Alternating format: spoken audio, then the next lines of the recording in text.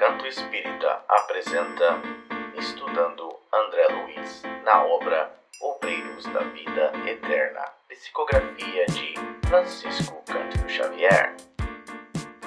Boa noite a todos. Começamos agora mais um estudo do livro Obreiros da Vida Eterna, do André Luiz. Vamos começar então esse estudo com uma oração. Alguém gostaria de fazer oração? Eu posso fazer. Obrigada, Hélia. Então, vamos começar os nossos estudos com esta oraçãozinha que vai vindo devagarinho, com um pouco de relax, de calma, de tranquilidade, para sentirmos um pouco conectados conosco interiormente, com os nossos amigos espirituais, para que possamos uma vez mais beneficiar destes estudos na paz do Senhor. Todos os ensinamentos e todo este legado seja em proveito de nós, em benefício dos nossos amigos, das nossas famílias, do nosso planeta, do nosso mundo, das pessoas que estão por perto, das pessoas que estão por longe, que vemos e que não vemos, dos animais, toda a estrutura biológica do nosso planeta, do nosso mundo. Que possamos também abençoar os nossos amigos espirituais, os nossos amigos que estão a sofrer também, que estão a beneficiar também dos nossos estudos ao redor de nós. Possa ser uma egrégora pela paz, pela tranquilidade no mundo, pela paz que tanto é necessária ao nosso redor, no mundo, nas mentes de quem governa, de quem decide, nos momentos críticos do nosso planeta, onde há sofrimento atroz, onde há doenças, onde há todo este processo de sofrimento, de karma, de transmutação, na força e no sofrimento tão extremo, não é? Sejam abençoados, que sejam iluminados, que possamos contribuir de alguma maneira com estes conhecimentos maravilhosos, à distância, com as nossas vibrações, o nosso coração aberto, a nossa compaixão. Que os nossos amigos não possam estar no nosso estudo hoje, que sejam abençoados da mesma maneira que desejamos para nós, e que os nossos estudos sejam em favor da nossa paz interior e da nossa paz no mundo, que se estenda novamente para as nossas famílias, para os nossos filhinhos, para todas as pessoas que nós amamos. Que a paz e o amor do Senhor esteja connosco. Amém. Amém. Obrigada, Hélia. Então, vamos lá, eu vou fazer o share aqui da onde nós paramos. Deixa eu voltar aqui na página. Bom, então, alguém lembra da história da semana passada? Leandro, você entrou aí rapidinho, você deve estar, não sei se você está dirigindo. Boa noite. Oi, pessoal, boa noite. Eu estou dirigindo, então não vou poder falar muito não, sinceramente. Tranquilo. Bom, eu vou ler alguns parágrafos um pouquinho para cima da onde a gente parou. Sim, é melhor. Só para a gente relembrar um pouquinho, e depois aí eu posso passar a bola para alguém mais ler, se vocês quiserem. Tá bem. Então, eu vou começar aqui. Agradeço ao nosso Divino Mestre a alentadora leitura que nos mandou. Praza aos céus, possamos todos nós encontrar a vida eterna em Cristo Jesus, assim seja. As filhas acompanhavam-na respeitosas. Jerônimo recomendou-me aplicar à doente passes de reconforto. Depois da operação magnética, observei-lhe a insuficiência cardíaca oriunda de um aneurisma em condições ameaçadoras. Dispunha-se o assistente a conversar conosco, evidenciando as formosas qualidades da enfermeira, quando alguém de nosso plano assomou à porta de entrada. Era dedicada amiga que vinha velar a cabeceira. Cumprimentou-nos bondosa com encantadora simplicidade. Jerônimo explicou-lhe nossa missão. A interlocutora sorriu e considerou. Reconforta-nos a proteção de que nossa irmã é objeto. No entanto, creio que há forte pedido de prorrogação em favor dela. Todos somos de parecer que deva ser chamada à nossa esfera com urgência, para receber o prêmio a que fez jus. Todavia, há razões ponderosas para que seja amparada convenientemente, a fim de que permaneça com a família consanguínea, na crosta, por mais alguns meses. Teremos prazer em todo o serviço fraterno, acentuou Jerônimo, com afabilidade. Passaremos por aqui diariamente, até que a tarefa termine. Do que houver de novo, seremos informados. Alguém lembrou aqui da história que estava acontecendo, do que eles foram, acho que eles foram ajudar, né, no desencarne de algumas pessoas, se eu não me engano. Peraí, que alguém está... Opa, fala, Leandro, você está conseguindo falar? Pode falar. Vou falar rapidinho. Pois é, a gente, na semana passada, a gente viu o caso dos 3 irmãos que o André Luiz, 3 dos 5 irmãos que o André Luiz foi para ajudar, né, a acompanhar a desencarnação. O primeiro foi Dimas, depois Fábio e essa irmã Albina, que eu penso que é o trechinho que você leu a respeito da Albina. E uma coisa interessante no caso da Albina é que havia muitos pedidos, havia no plano espiritual, tipo, uns pedidos ou a expectativa de que o tempo dela na Terra fosse estendido por mais alguns meses. Então, ao contrário dos outros 2 que já iam desencarnar sem muita demora, o tempo dela na Terra ainda ia ser estendida um pouco mais. Por motivos que ainda não foi claramente explicado até onde nós lemos, mas tenho certeza que depois, mais pra frente, vai ficar mais claro. E o interessante dela também é que ela era uma membra da igreja, da congregação cristã, ou seja, ela era evangélica e trabalhava na evangelização de crianças ou de jovens. Então, foi muito interessante ver esse aspecto, né, da espiritualidade que trabalha, né, em prol de todos, sem fazer acepção de religião, de credo, né, e nada mais. Então, foi muito interessante ver isso. Foi o que eu me lembrei agora da semana passada. Obrigada, Leandro. Era isso mesmo. Agora que você relembrou dos outros 2. Sim. Agora lembramos tudo. Que bom que você levantou a mão aí, mesmo que dirigindo, para falar. Então, tá joia. Então, eu vou continuar lendo mais um pouquinho. A simpática visitante de Albina agradeceu e partimos. Muito significativa para mim foi a ponderação ouvida, mas reparando que o assistente seguia atento ao trabalho que nos cabia desenvolver, abstive-me de qualquer interrogação. Varávamos, em breve, larga porta de movimentado hospital, defendido por grandes turmas de trabalhadores espirituais. Havia aí tanta atividade por parte dos encarnados como por parte dos desencarnados. Seguindo, porém, as pegadas de nosso dirigente, não dispensávamos maior atenção aos desconhecidos. Após atravessarmos corredores e salas, alcançamos grande enfermaria de amparo gratuito. A maioria dos leitos ocupados mostrava o doente e as entidades espirituais que o rodeavam, umas em caráter de assistência defensiva, outras em acirrada perseguição. Desdobravam-se-nos as mais diversas cenas. Prevenindo, talvez, mais a mim que aos demais companheiros, o dirigente de nosso grupo respondeu: não dispersem a atenção. Decorridos alguns segundos, estávamos à frente de um cavalheiro maduro, rosto profusamente enrugado e cabelos brancos, e cuja cabeceira vigiava excelente companheiro espiritual.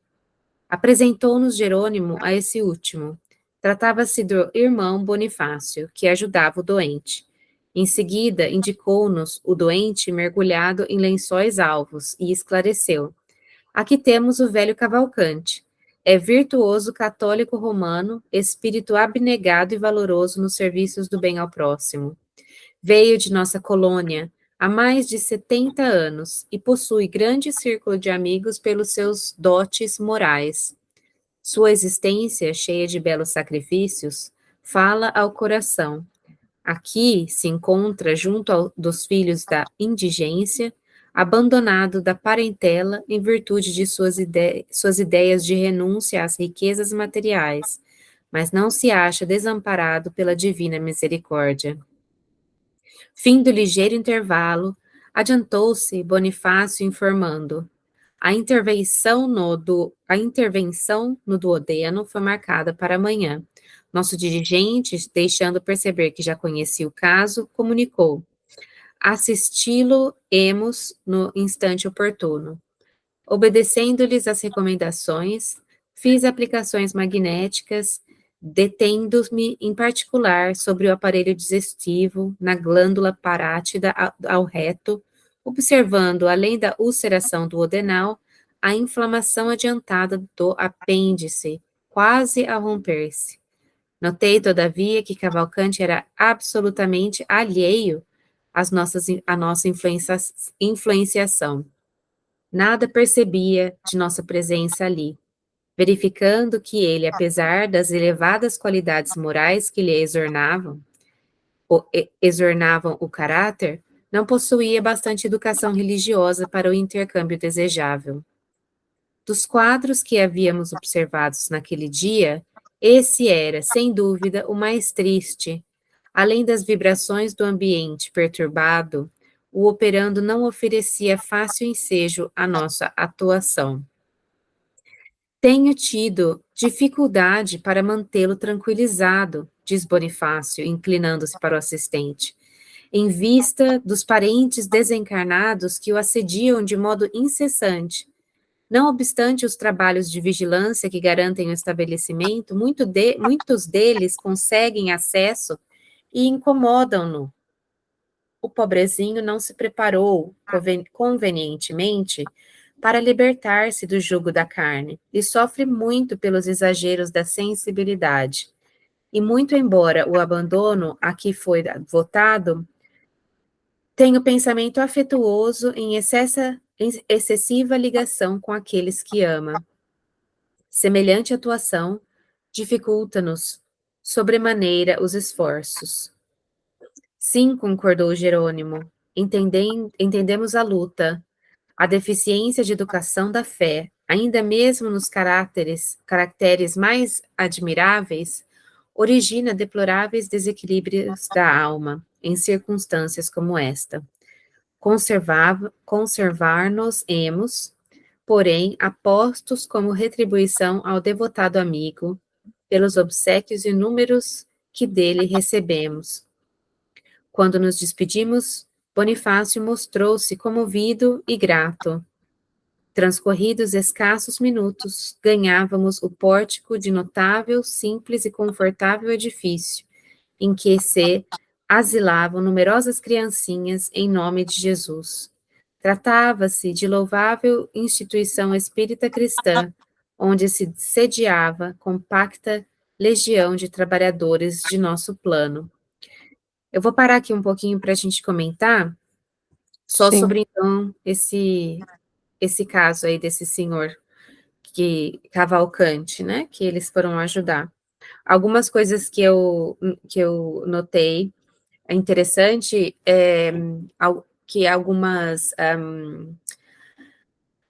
quando ele fala do hospital, né, como a gente já escutou em várias, já leu, já escutou em palestra espírita, várias coisas, vários livros que falam muito do trabalho no plano espiritual em instituições de saúde, né, de hospitais, asilos, sempre onde tem trabalho, assim, né, de ajuda ao próximo, tem uma quantidade muito grande de espíritos trabalhando, não só de encarnados, como ele falou, mas também de desencarnados, né? E isso é bom, assim, é sempre bom a gente lembrar disso, que a gente nunca está desamparado, né? Mesmo você viu ele falando que a família pode ter esquecido, mas a misericórdia divina não esquece, né? Ninguém está desamparado, ninguém vai passar pelo desencarne sem o suporte do seu mentor, sem o apoio, né, da espiritualidade. Isso nos reconforta. Também uma outra coisa que achei interessante foi o fato dele falar que esse amigo aí, o Bonifácio, né, que estava ali do lado do Cavalcante, falou sobre as dificuldades, né, que as pessoas têm. Nesse caso, ele fala desse senhor que foi um homem muito bom, porém, ele não se preparou, vamos dizer assim, espiritualmente, está sofrendo muito com a possibilidade dele falecer. Então, ele está vendo que ele está doente, ele está vendo que ele está piorando, que a saúde dele está piorando, ele está, talvez, na visão dele, ele está enxergando que a minha máquina de lavar começou a fazer um barulho aqui. Que ele está enxergando que ele pode ser que ele venha a falecer, então ele está sofrendo com isso, né?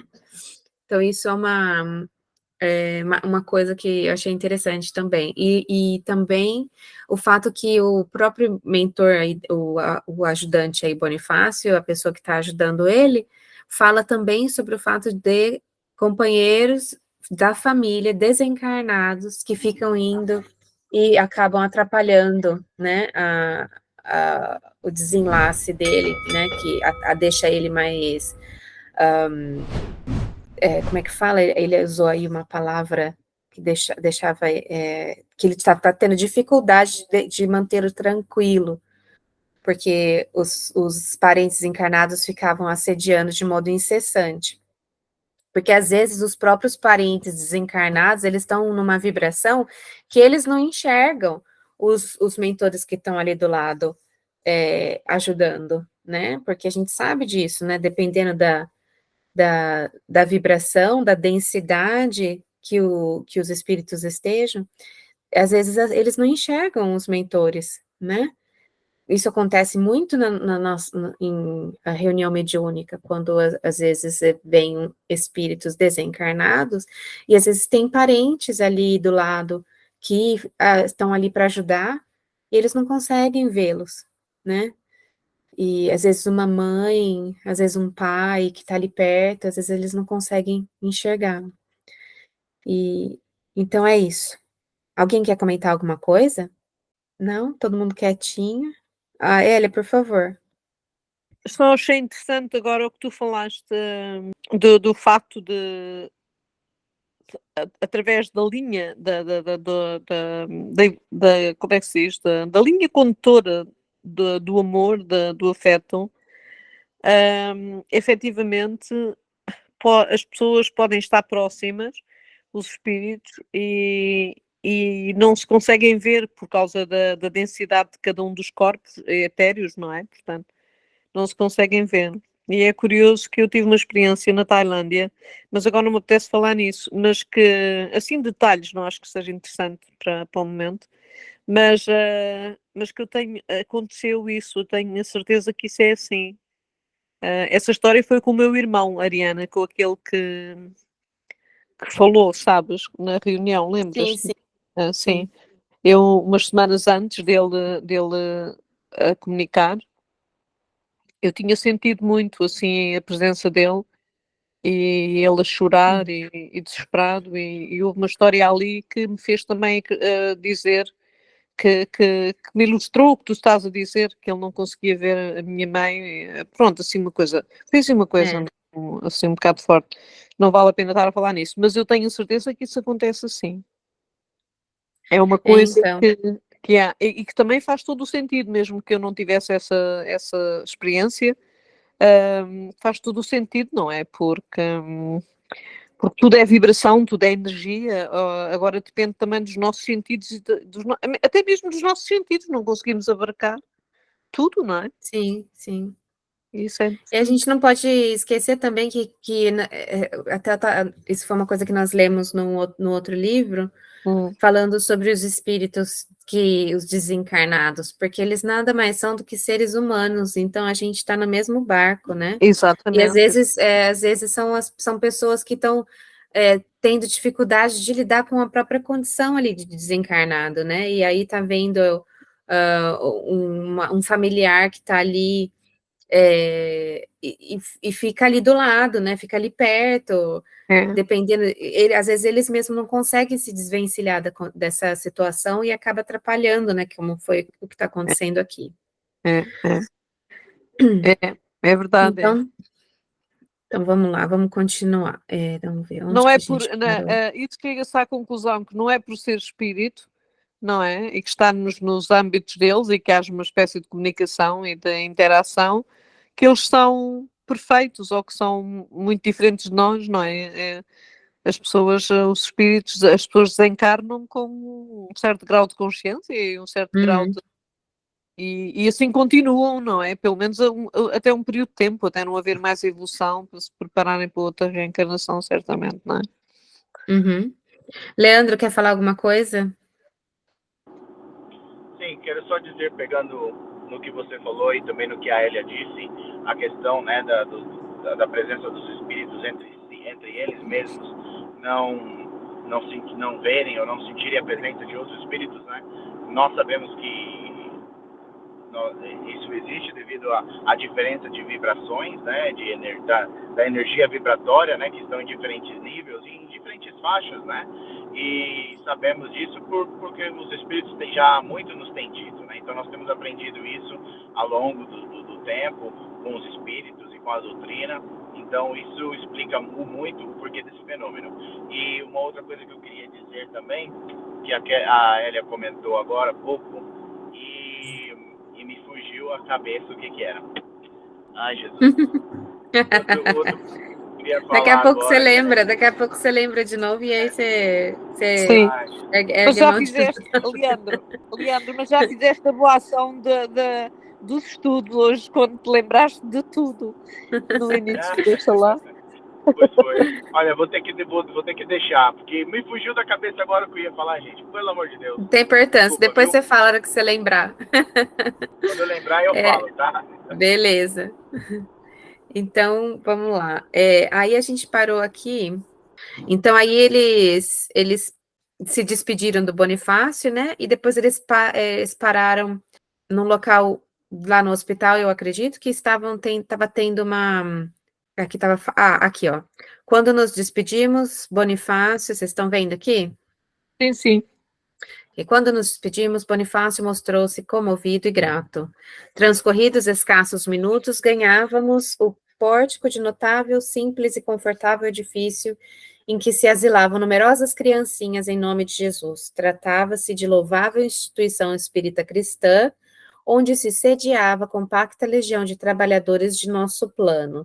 Ok, então fala do plano espiritual, esse pessoal que está aí, né? Pelo que ele está falando aqui. Bondoso ancião recebeu-nos afavelmente. Reconheci o jubiloso.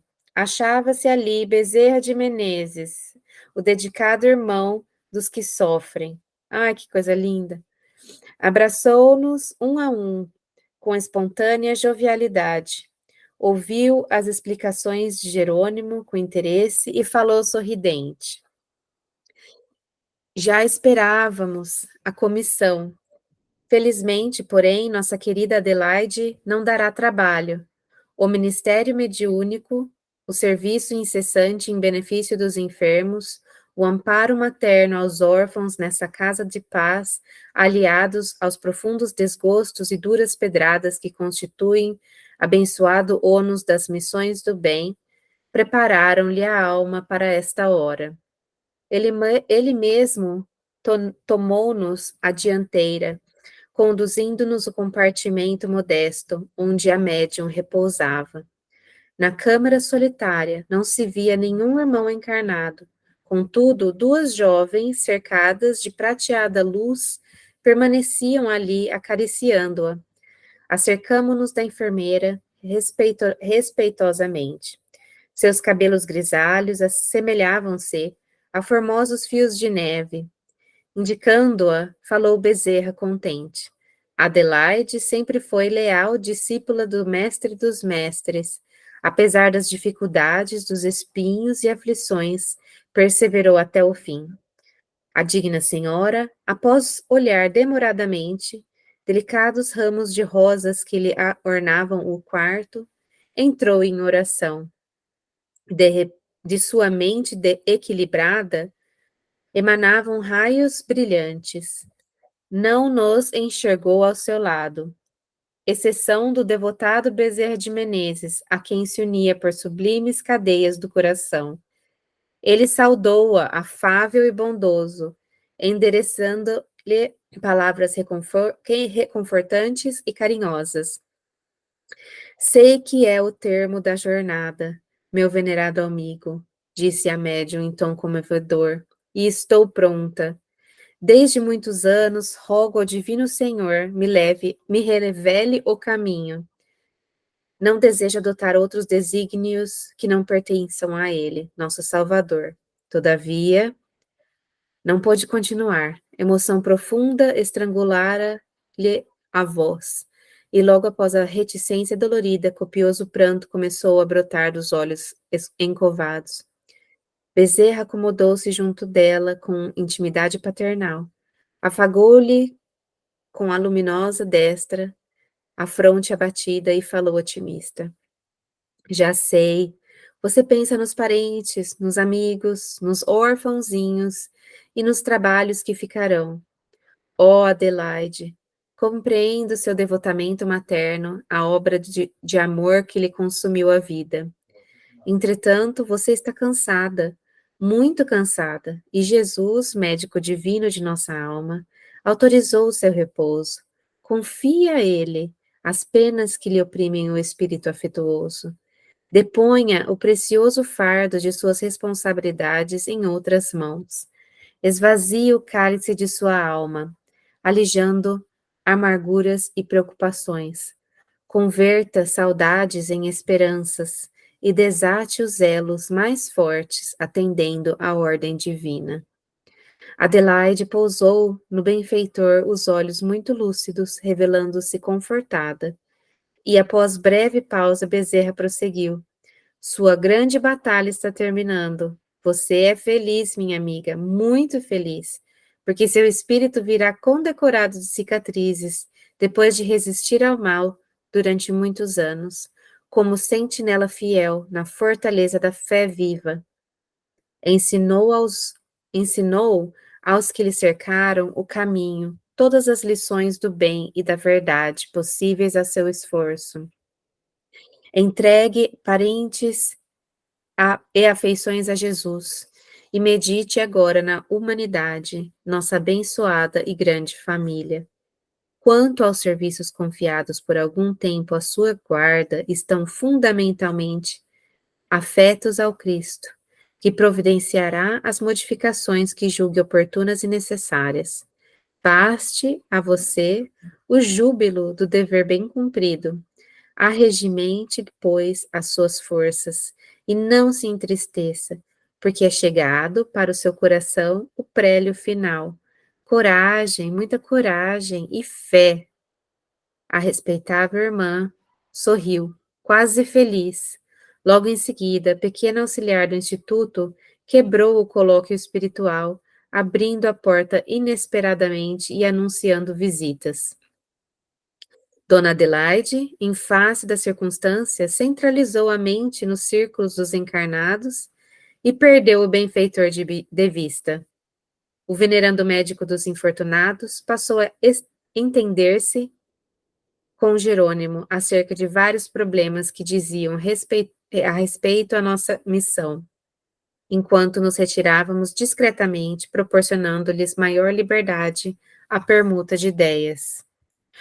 Olha, aí acabou aqui o capítulo 11. Olha, gente, só conversar um pouquinho antes da gente começar outro capítulo, aí eu passo a bola para alguém ler, se alguém quiser. Primeiramente, que coisa linda a gente ter aí cameo do Dr. Bezerra, né? Aparecendo aqui no livro, muito fazendo uma ponta aqui maravilhosa no livro do André Luiz. muito lindo. E deixa nosso coração feliz, né? De a gente ver, escutar, ler, né? Esse É povo muito, trabalha é demais, né? Muito muito lindo. E dessa irmã, nossa, devia ser realmente uma alma muito, muito boa imagina, no momento da partida, tá ali com ela, ninguém menos que o Dr. Bezerra, cuidando, amparando e ajudando nesse momento, né, da transição. Você vê até a alma mais, vamos dizer, preparada, ainda fica com uma angustiazinha na hora da partida, no sentido de preocupação, né, com as famílias, ou, no caso dela, preocupação com as crianças, que ela trabalhava com crianças órfãs, né, e então, mesmo até a pessoa mais elevada espiritual. preparada, elevada, às vezes dá uma, né? São seres humanos, né? A gente entende que são seres humanos. Leandro, pode falar, lembrou? Lembrei! Lembrei. E olha, me lembrei por causa do caso dessa nossa irmã. Porque fazendo uma comparação com o caso do nosso outro irmão, como é que é o nome dele? Clarencio, né? É isso? Qual deles? O último que tá para desencarnar, mas que não tá aceitando bem a O desencarnação. Como é que é o nome Bonifácio. dele? Cavalcante. Cavalcante. Cavalcante, peço desculpa. Então, fazer uma comparação. Cavalcante está desamparado e triste, né? E aí talvez com certeza angustiado com a desencarnação, porque ele não tem nenhuma educação, vamos dizer, religiosa ou se preparou espiritualmente, ou seja, até aquele momento, muito possivelmente na vida dele, ele nunca parou para considerar as possibilidades, né? Do que há além da vida, nesta vida, né? Do que há, o que o espera além dessa vida terrena, né? E foi só, né, no momento da doença, no momento de quando ele, né, se viu confrontado com a própria fragilidade humana, que ele começou a ponderar esses aspectos e, claro, ele não tem, né, a bagagem espiritual necessária para poder encarar essa mudança, porque é uma mudança, né, do status quo. Ele vai continuar vivendo, mas vai deixar de ter a vida terrena para continuar vivendo no plano espiritual. Então, sem ter ao sequer um mínimo preparo, né, para encarar essas questões, ele se sente angustiado. A nossa irmã, por outro lado, que é médium, está habituada com essa situação, sabe o que lhe espera. A angústia dela e a ansiedade, que provavelmente seria a nossa também, é em relação ao quê? A família, as coisas, né, as pessoas amadas que ela vai deixar, o trabalho talvez, vamos dizer, que ela desempenha aqui na Terra, né, junto ao centro espírita, talvez, ou junto à religião dela, né, e pronto. Então, quer dizer, foi aquilo que você falou realmente, Ariane. Não é só porque a gente sabe disso tudo, que quando tivermos face a face, né, com o nosso caminho para a desencarnação, que nós também não vamos sentir essas certas emoções, né? E vamos sim, com certeza. Claro que talvez, e eu espero que quando chegar a minha vez de desencarnar, o meu nível de ansiedade e de preocupação seja bem menos do que, por exemplo, esse nosso outro irmão, né, que não tinha preparo nenhum, mas isso não faz de nós, espíritas ou evangélicos ou qualquer que seja a religião, menos fiéis e menos adeptos ou descrentes naquilo que nós professamos, né? Porque foi como você falou, é um sentimento natural humano, né? Que nós todos passamos. E vou parar por aqui para não me alongar mais, mas era isso só que eu queria dizer. Obrigado. Claro, Leandra, realmente o que você falou é muito viável, né? Nós somos todos seres humanos, dotados de sentimentos humanos, né? De sentimentos de medo e de é, é, angústias e todas as outras coisas que trazemos também de outras vidas e é difícil, né? A gente não consegue, não é porque a gente é espírita que a gente aceita a morte assim como se uma coisa ainda a gente ainda tenha, né? Faz parte da a gente entende muita coisa e talvez não se desespere, talvez da maneira que se a gente não entendesse ou não tivesse nenhum contato com a doutrina, talvez seria muito diferente. Eu posso afirmar no meu caso que se eu tivesse, vamos dizer assim, desencarnado antes de eu ter contato com a doutrina, talvez teria sido uma desencarnação muito uh, desesperadora, assim, sabe? Eu iria ficar muito desesperada e não que eu vou aceitar assim, né, como se fosse uma coisa banal, mas talvez o desespero não seja mais tão, né, não seja tão forte como seria se eu não tivesse contato com a doutrina. Pode falar, Hélia. Porque eu acho também que é normal, é humano, como tu disseste, é uma transição.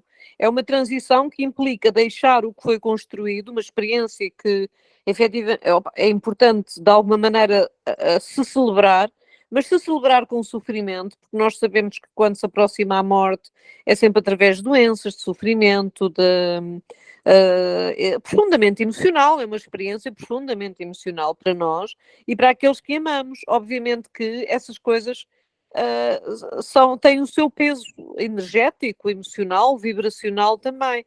Portanto, eu acredito que essas transições, e depois também é assim, nós sabemos que não mudamos assim muito desde que desprendemos do corpo, nós continuamos a ser aquilo que somos aqui, só com o novo mundo, a nova situação, não é? Que também temos que encarar e fazer face a isso.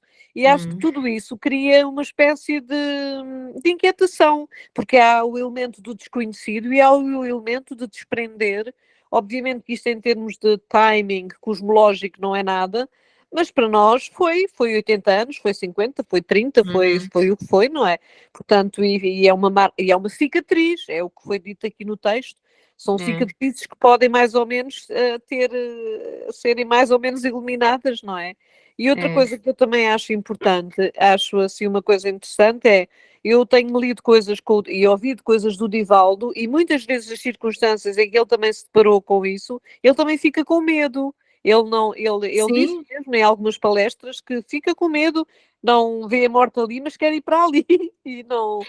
Não E viu o até o Chico, a Chico, história do Chico do avião? Ele não até o ficou. Chico, sim, até o Chico, não, e outras coisas que pois essa do avião, mas também outras coisas em palestras e conversas que eu lembro-me do Chico, naquilo que eu tenho ouvido, não é, estes tempos, que ele também tem medo, tinha medo, tipo, como era doente, não é, tinha momentos de muita fragilidade, também tinha medo, não é, tinha que ser então a inspiração, os espíritos maiores a acomodá-lo e a ajudá-lo, não é? É normal, é comum, nós... Normal, né?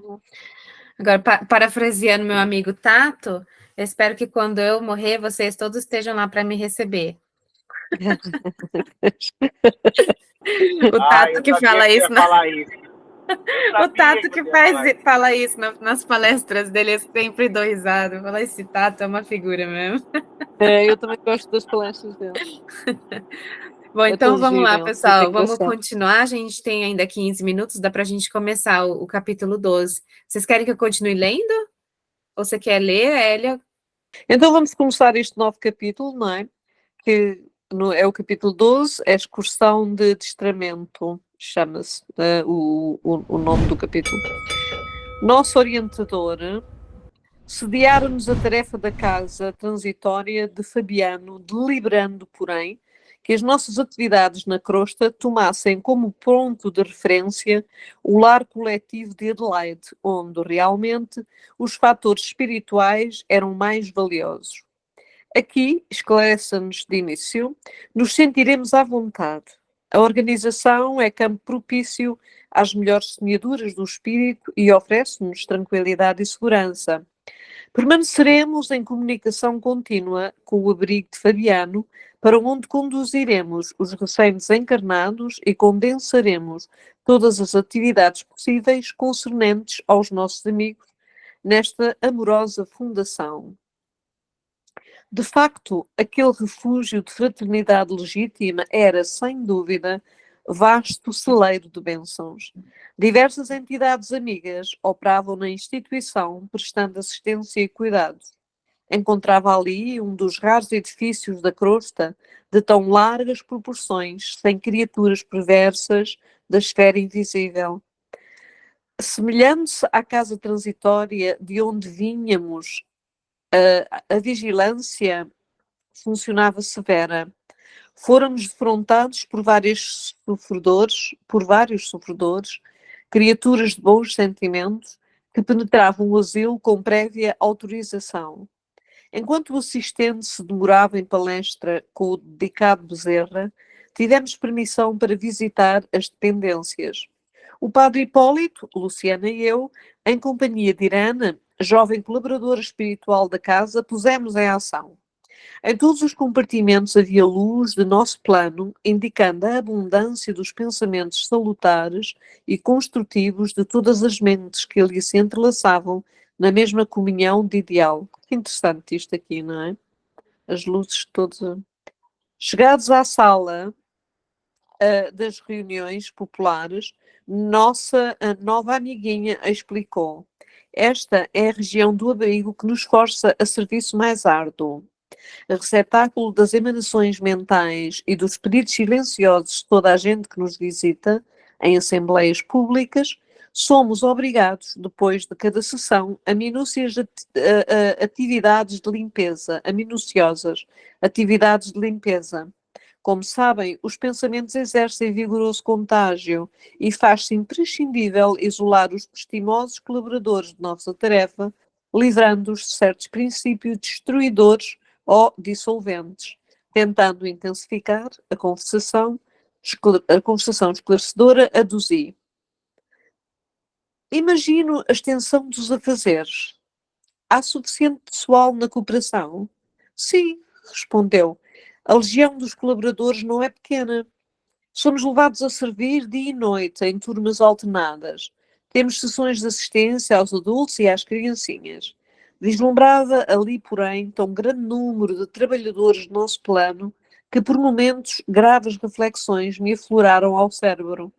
Tanta gente a contribuir, apenas no sentido de amparar algumas dezenas de crianças desfavorecidas no campo material.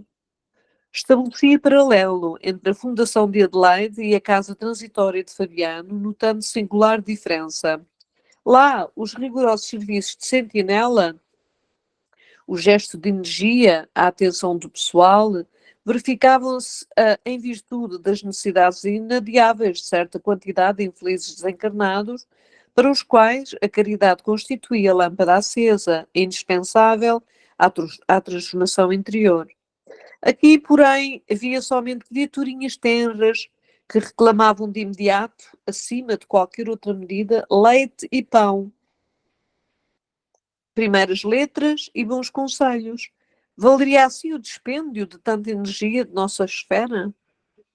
Mesmo assim, a delicada colaboradora, aprendendo-me as indagações íntimas, ponderou: cumpre-nos reconhecer, todavia, que esta obra não se dedica exclusivamente às necessidades do estômago e do intelecto da infância desamparada. Os imperativos da evangelização preponderam aqui sobre os demais. Para infundir espiritualidade superior à mente humana, urge aproveitar realizações como esta, já que é muito difícil obter espontâneo arejamento da esfera sentimental. Valemos-nos da casa venerável em seus fundamentos de solidariedade cristã, como núcleo difusor de ideias salutares. A fundação é muito mais de almas que de corpos, muito mais de pensamentos eternos que de coisas transitórias. O diretor, o cooperador e o abrigado, recebendo as responsabilidades inerentes ao programa de Jesus, instintivamente se convertem nos instrumentos vivos da luz do mais alto. satisfazemos necessidades corporais, solucionamos problemas espirituais, entrelaçando deveres e dividindo-os com os nossos irmãos encarnados no setor de assistência, conseguimos criar bases, escolas religiosas, escolas religiosas não se esqueceram de materializar a bondade em obras de alvenaria. A Igreja Católica Romana dispõe de institutos avançados sob um ponto de vista material, abrigando a infância desfavorecida. Entretanto, aí, as concepções espirituais não se desenvolvem acanhadas que ficam nos moldes tirânicos dos dogmas obsoletos. O trabalho, pois, na maioria dos casos, circunscreve-se ao simples armazenamento de pão efêmero. As igrejas protestantes possuem, por sua vez, grandes colégios e congregações, distribuindo valores educativos com a juventude. Todavia, suas organizações se baseiam, quase sempre, mais na letra dos conceitos evangélicos que nos conceitos evangélicos da letra. Irene sorriu, fez ligeiro intervalo e continuou. Não desejamos desprezar os serviços admiráveis dos aprendizes do Evangelho nos variados campos religiosos. Todos são respeitáveis, se levados a efeito pelo devotamento do coração. Desejamos apenas destacar os valores iluminativos. Nos primórdios da obra cristã, não faltavam prestigiosas providências da política imperial de Roma, a fim de que os famintos e esfarrapados recebessem trigo e agasalho, e até mesmo preceptores seletos, filiados a famosos centros culturais de gregos e egípcios. Porém, no intuito de incentivar a obra de legítima iluminação do espírito, Simão Pedro e os companheiros de apostolado obrigaram-se a longo programa de socorro aos infortunados de toda a sorte.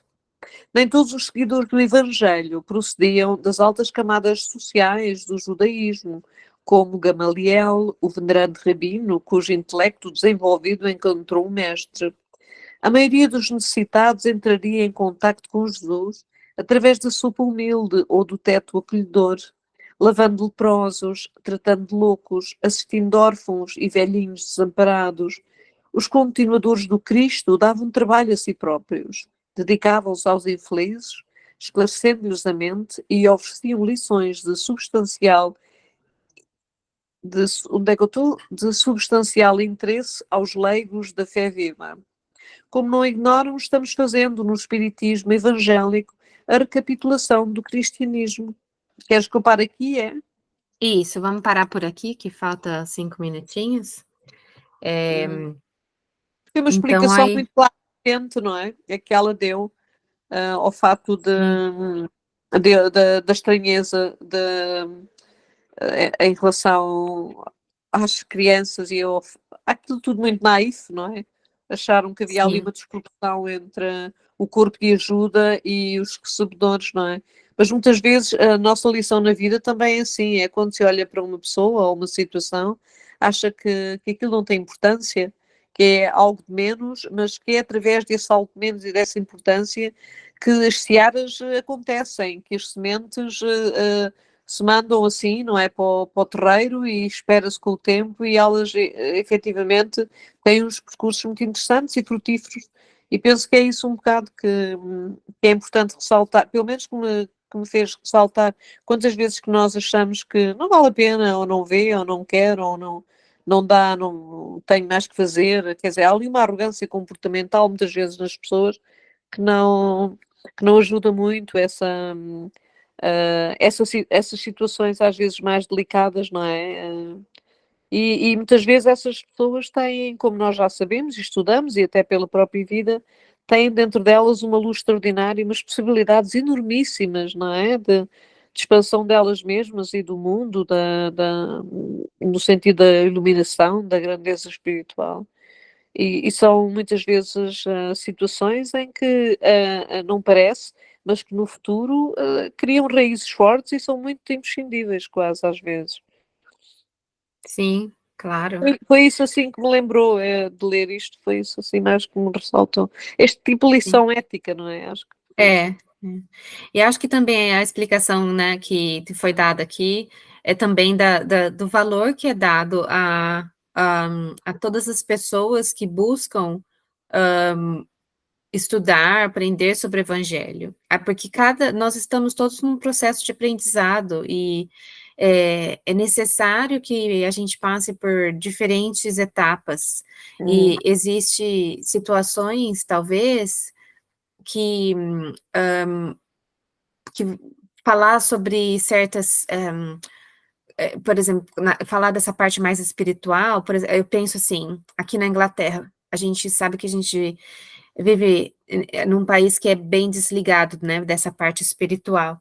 E você tentar falar sobre a parte espiritual com eles é muito difícil, eles são muito fechados ainda para isso, né? Então, todas as pessoas passam pelo seu processo e todos nós vamos chegar lá, querendo ou não, né? Mas eu achei interessante isso a explicação que foi dada a respeito das outras religiões também, como é importante, porque cada uma na sua maneira é, está estudando, está aprendendo, e cada um da maneira que encontrando da maneira que é apresentada, e de grão em grão a gente vai chegando lá, né? Você não vê, ele fala também, tem uma explicação aqui sobre que nem todos os seguidores do evangelho vinham das camadas, das altas camadas sociais do judaísmo, como Gamaliel, né?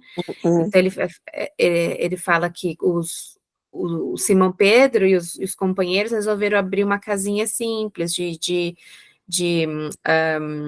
ajuda de socorro, né? De programa de socorro dos sim, infortunados, tal.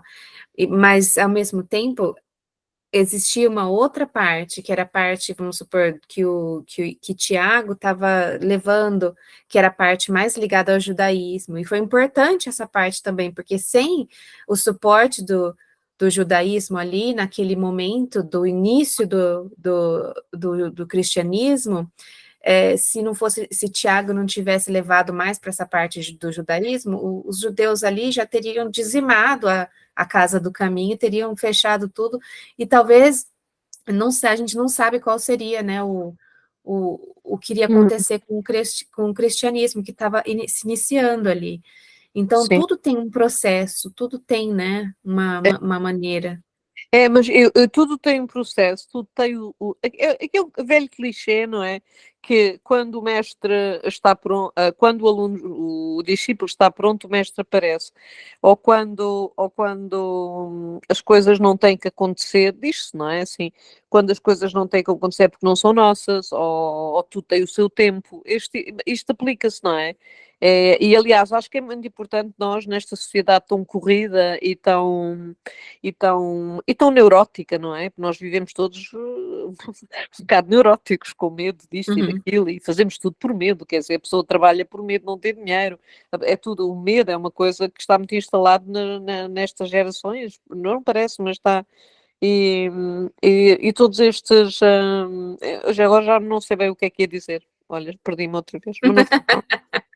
Sim. Bom, já são 9 horas, eu acho que agora chegou a hora de fechar. Mas foi muito interessante este pequeno capítulo. Faz uma pessoa refletir, não é? Muito também. Sim, é verdade. O Leandro saiu, eu acho que ele deve ter chegado na casa dele, foi estacionar, alguma coisa assim. Mas eu vou fechar, agora que já são 9 horas, eu vou fechar então com uma oração Ok. e agradecer ao nosso Mestre Jesus por mais essa oportunidade de estudo, pedir aos nossos mentores queridos que abençoe a nossa casa, a nossa família, nosso local de trabalho, o nosso grupo aqui de estudos, os nossos mentores, pedindo sempre que possamos levar esses ensinamentos conosco para o resto da vida, essas leituras que fazemos, as reflexões que fazemos, que possamos guardar no nosso subconsciente e colocar em prática também no nosso dia a dia, tantas lições de amor, de caridade, de compaixão que aprendemos, que possamos usar da experiência do nosso irmão André Luiz para, para nós, para a nossa vida, possamos utilizar dessas lições importantíssimas que estamos aprendendo para a nossa vida, para nos preparar, para o momento quando formos retornar à pátria espiritual, que possamos também ajudar aqueles que estão sofrendo porque tiveram que se despedir de entes queridos, amigos, familiares que retornaram à pátria, respeitando a dor, mesmo nós sabendo que a vida não acaba no momento da morte do corpo, mas que possamos respeitar a dor de cada um e ajudá-los da maneira que puder. E também pedir ao nosso mestre que abençoe a todos esses trabalhadores do plano espiritual que trabalham incessantemente para ajudar o plano material. Seja nos hospitais, seja nos asilos, nas casas de repouso, nas nossas casas, nas nossas residências, os nossos mentores, os nossos anjos da guarda. É tão reconfortante pensar que em todos os pontos existe a ajuda. A misericórdia de Deus é tão maravilhosa que não existe local onde a luz do seu amor não chegue, não ilumine, não aqueça. Às vezes nós só precisamos abrir os olhos da nossa consciência, os olhos da nossa alma, e receber essa luz. E é isso, pedimos então licença para terminarmos aí o nosso estudo de hoje, e que assim seja. Amém. Amém. Que assim seja.